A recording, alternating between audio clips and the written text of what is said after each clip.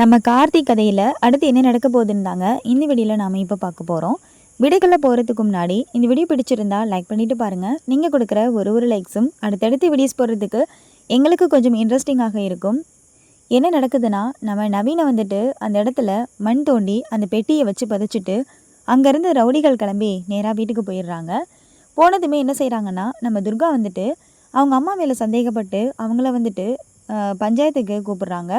கூப்பிடும் பொழுது சாமுண்டீஸ்வரி ஸ்ட்ரிக்டாக சொல்லிடுறாங்க, இந்த பொருட்கள் ஆனால் என்னுடையது தான், ஆனால் இது என்னை யாரோ வேணும்னு மாட்டி விடுறதுக்காக இந்த மாதிரி பண்ணியிருக்காங்க. அந்த நவீன் காணாமல் போனதுக்கு எனக்கும் எந்த சம்மந்தமே கிடையாது அப்படின்னு சொல்லிடுறாங்க. கார்த்திக் வந்துட்டு என்ன செய்கிறாருன்னா, நவீனை தேடி ஒரு பக்கம் அலைஞ்சிட்ருக்காரு. அந்த நேரம் பார்த்து நவீன் வந்துட்டு அந்த பாக்ஸுக்குள்ளேருந்து கண் முழிச்சு பார்க்குறாரு. நவீனுக்கு வந்துட்டு எங்கே இருக்கோ என்னன்னு ஒன்றுமே புரியலை. அந்த இடத்துலேருந்து எப்படியாவது தப்பிக்கணும் அப்படின்னு நவீன் வந்துட்டு முயற்சி பண்ணுறாரு. மேலே வந்து தட்டுறாரு. அந்த பெட்டி மேலே சத்தம் கேட்குது.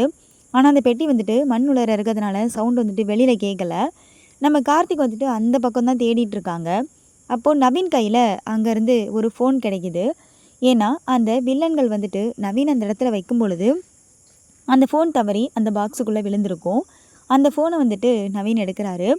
கைனால் எடுத்து அதில் நம்ம துர்காவுடைய நம்பரை வந்துட்டு டயல் பண்ணுறாரு. டயல் பண்ணி கால் பண்ணுறாரு. கால் பண்ணி ஹலோ அப்படின்னு கேட்குறாரு. அதோட அந்த ஃபோன் வந்துட்டு டவர் கிடைக்காம சிக்னல் இல்லாமல் போயிடுது. நவீன், நீ எங்கே இருக்க? யார் ஃபோன் இது? நீ எங்கே இருக்கன்னு சொல்லி சத்தம் போடுறாங்க நம்ம துர்கா.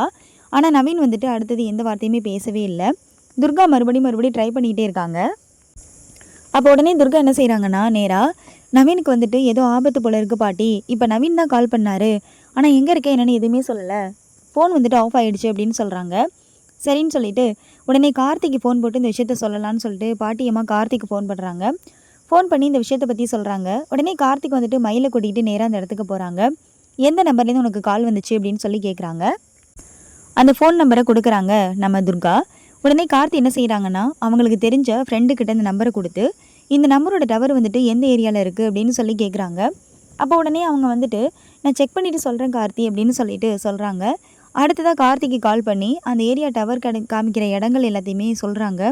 உடனே கார்த்தி என்ன செய்கிறாங்கன்னா, நேராக அந்த இடத்துக்கு போகிறாங்க. அந்த இடத்துக்கு போயிட்டு நவீனை வந்துட்டு இங்கே தான் இங்கேயே வச்சுருக்காங்க, நம்ம கொஞ்சம் நல்லா தேடணுன்னா நவீனை சீக்கிரமாக கண்டுபிடிச்சிடலாம், இதனால் வரைக்கும் நவீனோட உயிருக்கு எந்த ஆபத்தும் இல்லை, நம்ம சீக்கிரமாக கண்டுபிடிக்கணும் அப்படின்னு சொல்லிட்டு தேடுறாங்க. அப்போது நம்ம துர்காவும் வந்துட்டு கார்த்திகோட தான் இருக்காங்க. நவீன், நீ எங்கே இருக்க நவீன், நீ எங்கே இருக்க அப்படின்னு சொல்லி சத்தம் போட்டுட்ருக்காங்க நம்ம துர்கா. அப்போது கார்த்தியும் மயிலும் சொல்கிறாங்க, நீ கவலைப்படாத துர்கா, சீக்கிரமே நம்ம வந்துட்டு நவீனை கண்டுபிடிச்சிடலாம் அப்படின்னு சொல்லிட்டு பக்கமாக போயிட்டுருக்காங்க.